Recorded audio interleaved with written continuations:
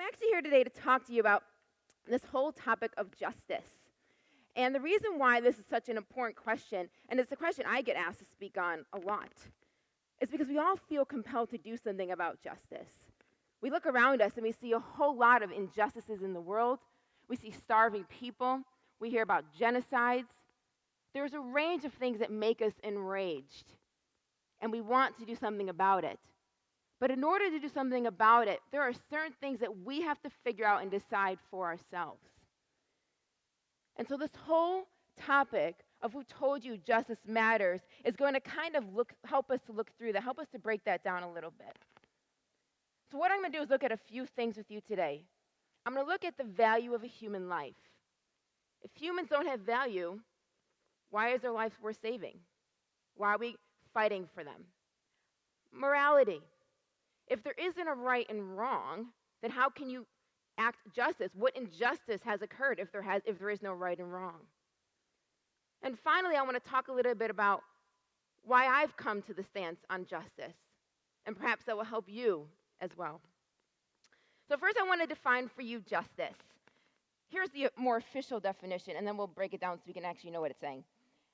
Basically, justice is the moral principle of determining just conduct and the administering of deserved punishment or reward. In other words, justice describes the right way to deal with human wrongs. Justice helps us to know how to deal with human wrongs. So there are so many areas of justice. I study criminal justice, I study social justice. I have a range of different justice backgrounds. So for the sake of conversation today, I'm going to focus on human rights. So when I speak about justice, I'm speaking about human rights, poverty, genocides, abuses of society. So in order to determine what is human rights, we need to look at what the value is of a human, or what is a human. And there's a variety of perspectives on this. I'm going to actually take you a few minutes and help you to kind of look at one perspective in particular. This is a gentleman, This gentleman right here, his name is Peter Singer. He's a very interesting gentleman. I find him very interesting because he has been called by the New York Times the most influential philosopher alive. He is an atheist and a preference utilitarianist. A preference utilitarianist says that to be moral, you must do whatever will most satisfy the preferences of most living things. So morality just comes from giving as many of us as many things as we want or need, as much as possible.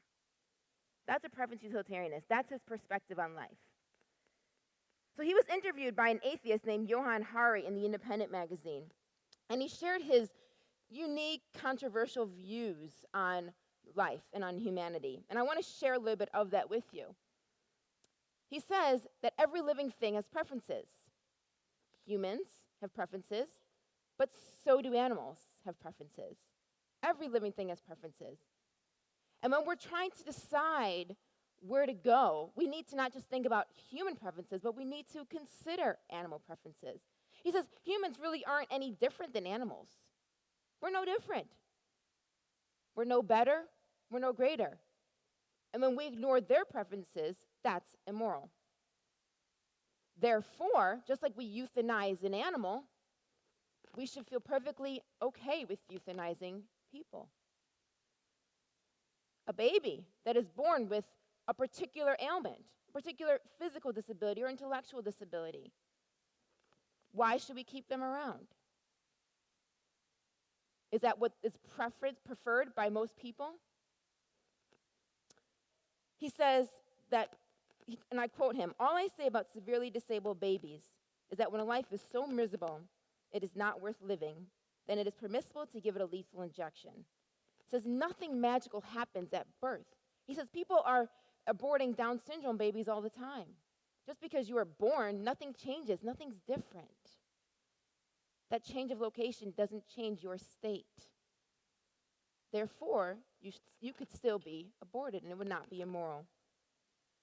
So therefore, with his particular philosophy, one would be forced into having to determine the preferences of a being before making tough moral decisions about whose life is worth living and whose is worth saving.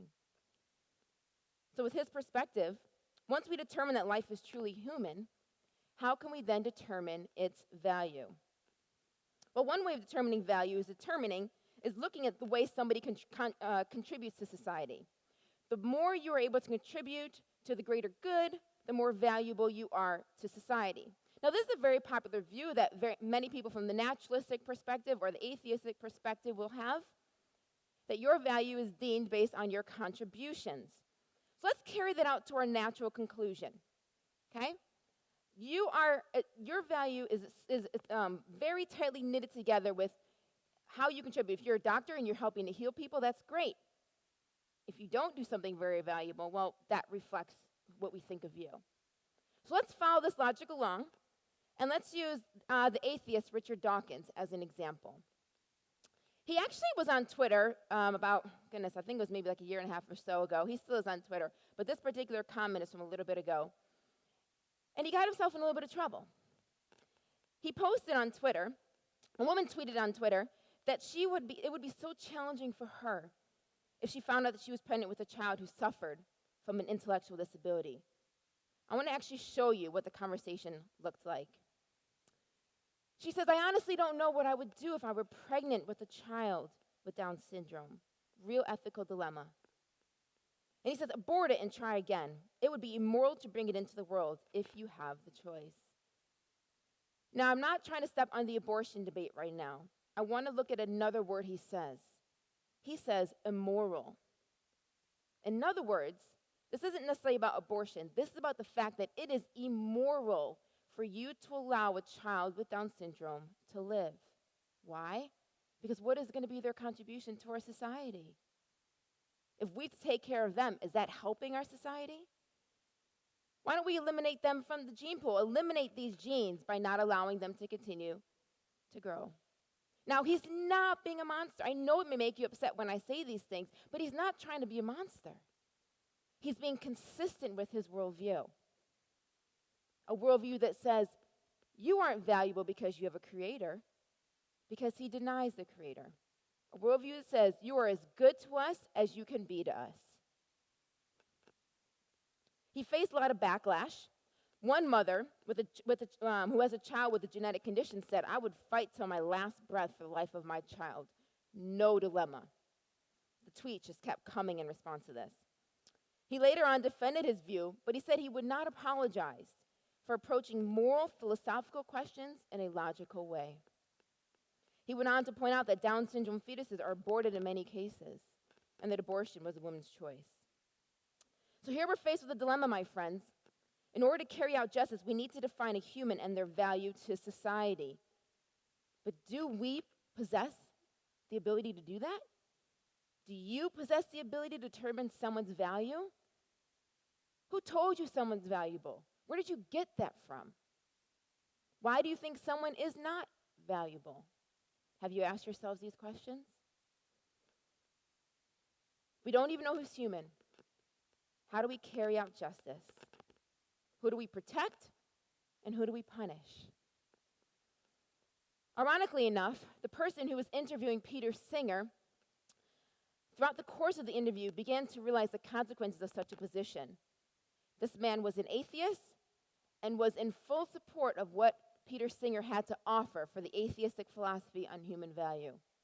But this is how that interviewer closed the interview.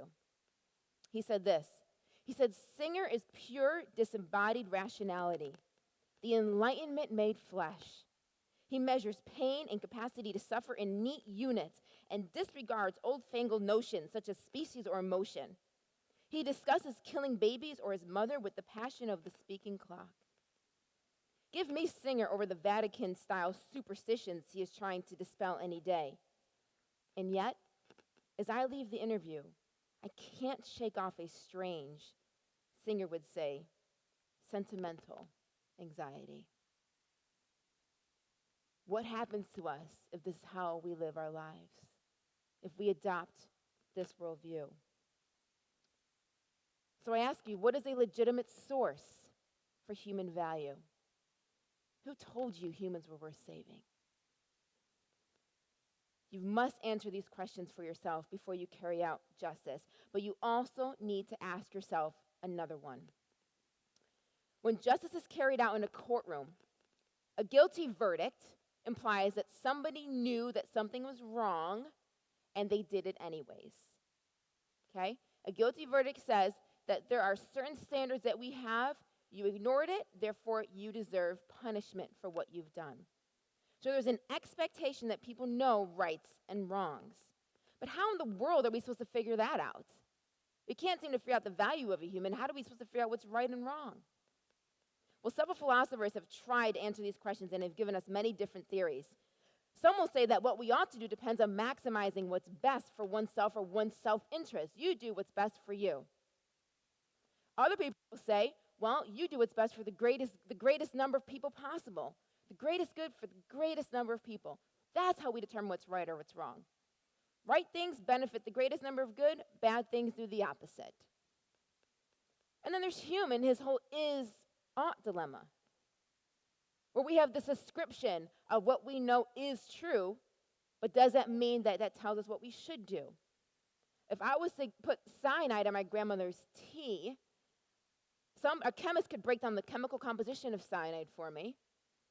A doctor could tell me the pathway through the body, what would do to the body, so they can analyze what is, but they can't tell me whether or not I ought to put that in her tea, whether or not I should put that in her tea.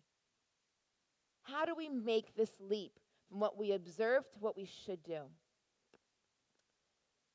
And just because I may say, well, I don't put it in her tea because it might make me feel bad, or I don't feel good about it. That doesn't matter. How I feel, my emotions, none of that determines anything because that's not objective.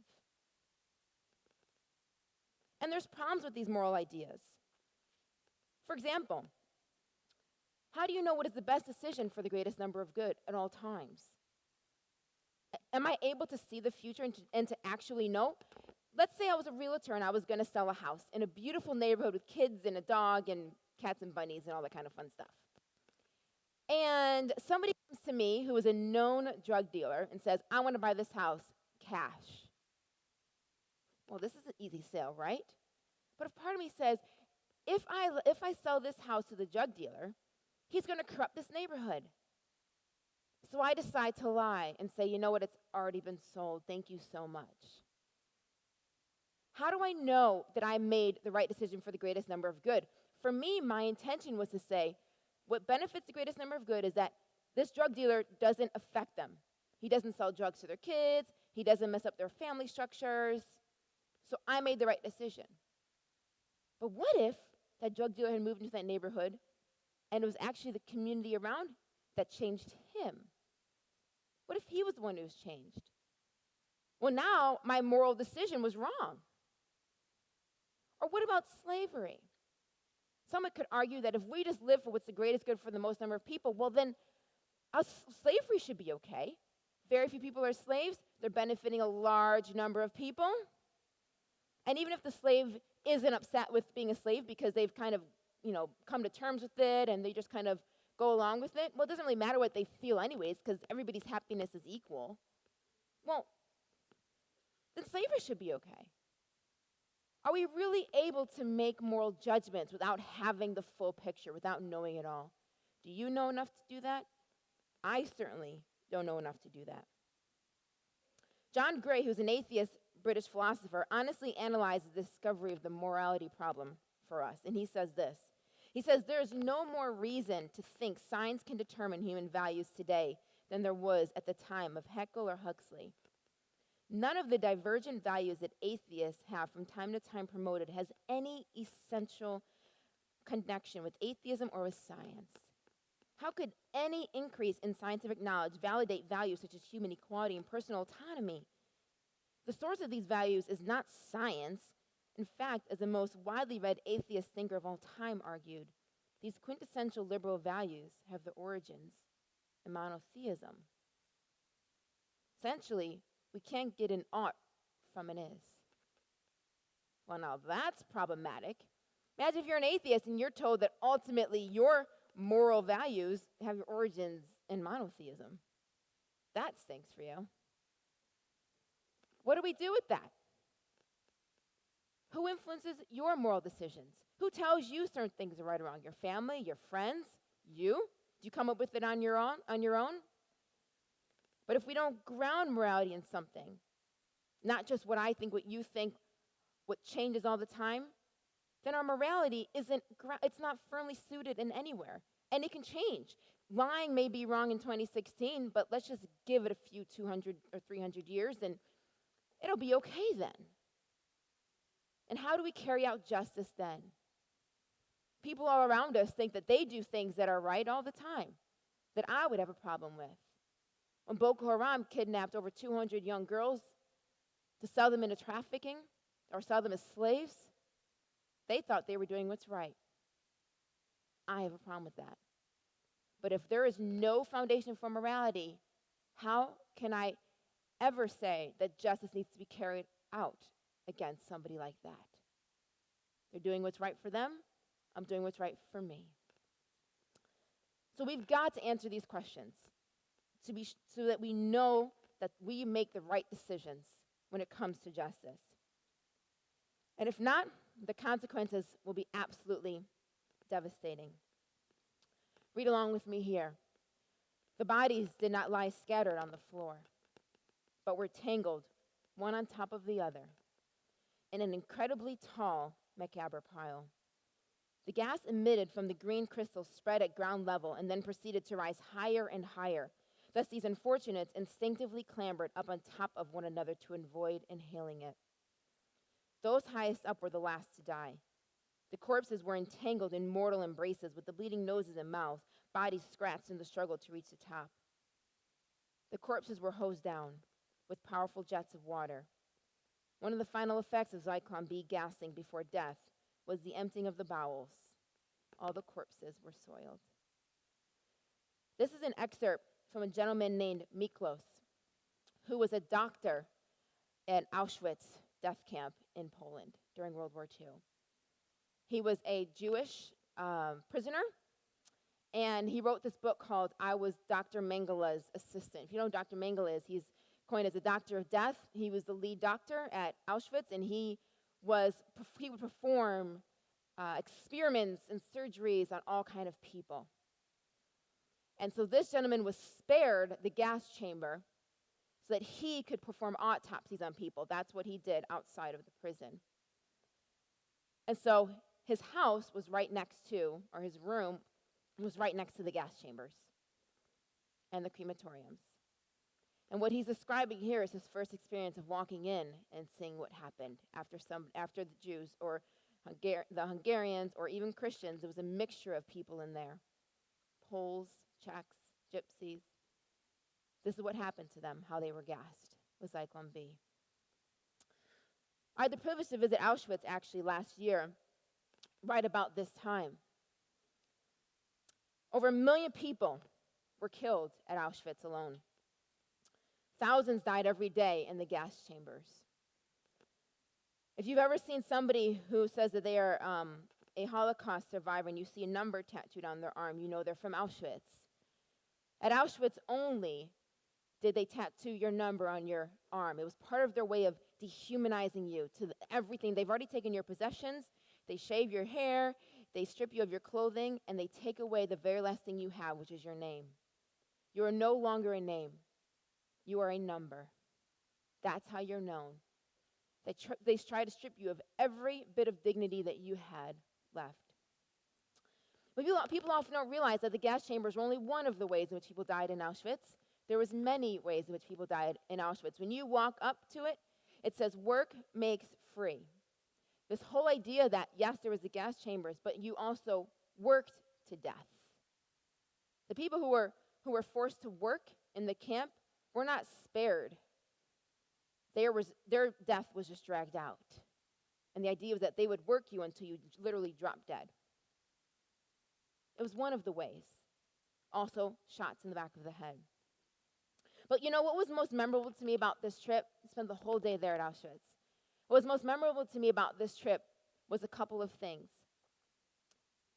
When the Nazis realized that they were losing the war, they started to cover their tracks. They began to dig up bodies of people that hadn't been cremated yet. And they started to burn them. They started to burn down the crematoria. They didn't want people to know what they had done. It was fascinating to me Now, there may be several reasons as to why they decide to hide their tracks. But I think what we see here is that we have to recognize the reality that we're faced with when people devalue life to the ultimate extreme. This is the level of depravity that we are able to go to. And given what people are capable of doing, there is no way to think that we shouldn't consider what ought to be. I've learned that the grounding of morality lies closer to us than we think. And so I'd like to begin to look at a verse from the Bible to see if we can make sense of any of this. It says, "Indeed, when Gentiles who do not have the law do by nature things required by the law, they are law for themselves, even though they do not have the law. They show that the requirements of the law are written on their hearts, their consciences also bearing witness, and their thoughts sometimes accusing them, and at other times even defending them. Perhaps despite our greatest efforts, we can't run from morality. It seems to be grounded somewhere within us. Justice doesn't exist without a moral code, so we need to figure out where it comes from. So let me tell you what I think the most credible answer is to who told you justice matters. It says here, then God said, let us make humankind in our image according to our likeness. Christian perspective says that you have value not because of what you're able to contribute to society, not because you were born without Down syndrome, not because X, Y, and Z, but because you exist. Because you were created by a creator who gives you value before you even have a chance to earn it. That means that all of us are on the same page. Money, socioeconomic status, race, where you're born, male, female, whatever. Everybody is the same. And that value can never be taken away. It can never be deconstructed. It can never be replaced by a number on somebody's arm. Secondly, it says, speak up for those who cannot speak for themselves, for the rights of all who are destitute. Speak up and judge fairly. Defend the rights of the poor and needy. Seek justice, encourage the oppressed. Defend the cause of the fatherless. Plead the case of the widow. These verses here help us to know that justice matters to God, that morality matters to God. Jesus responded to the physical needs of people and worked to overturn the systems that caused their impoverished condition. He criticized the Pharisees because their legalism was hurtful, and he healed people to make changes to their present suffering. But even further, Jesus went one step further. Ultimately, he changed people's hearts. And I want to conclude on this story. Many are familiar with the story out of John of the woman who was caught in the act of adultery. Sorry, it looks like it's flicking too far. The woman who was caught in the act of adultery. This story I've read many, many times. But I think that it helps us to paint a picture of how we handle justice, how we handle value, how we look at morality, and all of these things. And so I want to see if I can pull it all together through this story. I want to take you back into that time frame, okay? Jesus is preaching. He's making a lot of people mad for what he's saying. And he's at the temple on what's technically considered Sabbath. It was at the end of the Feast of Booths, and after the end of a feast, the next day was considered a Sabbath. So he was at the temple on a Sabbath, and he was teaching. And the temple has this kind of walkway that kind of goes above it. That was built by the Romans. The Romans knew that the Jews oftentimes started turmoil and started fights at the temple. So they set it up so that Roman guards would be able to walk across kind of the top and kind of look over as to what was happening below. And this walkway connected to their military fort. So that there was always Roman guards that were patrolling this 35 acres of temple area. And Jesus is speaking, and the Pharisees come and throw a woman who's caught in the act of adultery at his feet. And they say to him, here's this woman. The law says that she should be stoned. What do you say you do? You're so great. You say that you honor the laws and the prophets. You say that you're a Messiah. You say you're the Son of God. What do we do with her? Mistake number one they made, it's not exactly what the Bible says. The Bible says in Leviticus 20:10 that both should be stoned, not just her. So where's the man? Interesting that they only throw the woman at his feet. Now, I don't know what she looks like. I don't know what condition she was in. I don't know if she was clothed, if she was unclothed, what her hair was like. But she's humiliated and embarrassed. Imagine being in that position and being down here on the ground, dirty and dusty, and all these people standing around you, wanting you to die. Your sin is publicly exposed. So Jesus has two options. He looks at this woman, and either he can say, yes, stone her, in other words, saying, I know the law, stone her. But the minute he does that, the Jews were not allowed to carry out capital punishment. Those Roman guards that were walking top of the temple would have seen what had happened. They would have come down and arrested him. So he could stone her, or he could say, guys, just don't worry about it. You know, we're living in a really tough time right now. Let's just forgive her and don't worry about it at all. But then they would have said, see, you don't honor the law. So they felt like they had him in this trap. So what does he do? He bends down and writes in the ground. Now, I don't know about you, but there's several questions I want to ask God when I get to heaven, and one of them is, what did he write in the ground? Like, I really want to know that. And there's a lot of guesses and a lot of different theories that people have, but I wish I know, but it doesn't tell us.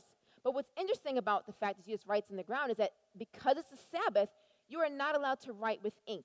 You can't write with something permanent. That's work on the Sabbath.